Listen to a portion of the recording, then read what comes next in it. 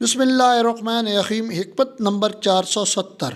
مولا امیر کائنات علی ابن ابی طالب علیہ السلام سے پوچھا گیا کہ توحید و عدل کے متعلق سوال کیا گیا تو آپ نے فرمایا توحید یہ ہے کہ اسے اپنے وہم و تصور کا پابند نہ بناؤ، یعنی اپنے خیالات کا، اپنے وہم کا پابند نہ بناؤ کہ اپنے خیالات تک محدود نہ رکھو۔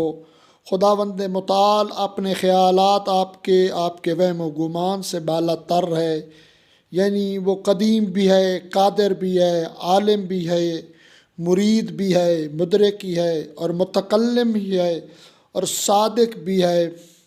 اور اسی طرح صفات ثبوتیہ کے ساتھ صفات سلبیہ بھی ہیں جو ان چیزوں کی نشاندہی کرتے ہیں۔ اور یہ عدل ہے کہ اس پر الزامات نہ لگائے جائیں کہ اپنی طرف سے خداوند متعال کی، یعنی یہ کہہ دینا کہ خداوند عالم نے خدا نخواستہ یہ عدل نہیں کیا یا ظلم کیا ہے، تو ایسے الفاظ سے اجتناب کرنا چاہیے۔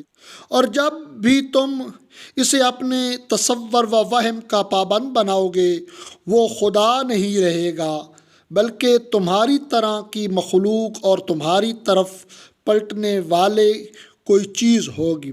وہ چیز جو تمہارے تصور اور خیالات کا پابند ہو جائے گا تو وہ اللہ رب العزت کی ذات نہیں ہو سکتی، کیونکہ ایسی صفات جو انسان کی ادراک کی ہوں، جو انسان کی ہوں، وہ اللہ رب العزت کی نہیں ہو سکتی۔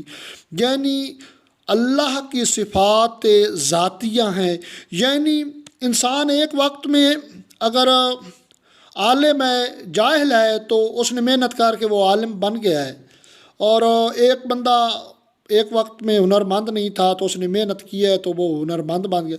اللہ رب العزت کی صفات ایسی نہیں ہیں۔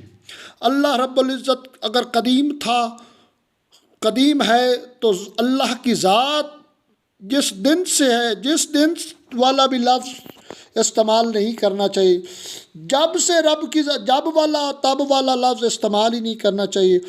یعنی اللہ رب العزت کی صفات جو ہیں صفات ذاتیہ ہیں، یعنی اللہ ہمیشہ سے قدیم ہے، ہمیشہ سے قادر ہے، ہمیشہ سے عالم ہے، ہمیشہ سے مرید ہے، ہمیشہ سے متکلم ہے، ہمیشہ سے صادق ہے۔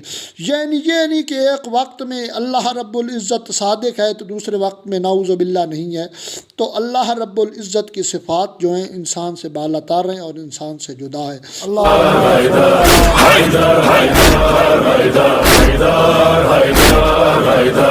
حیدر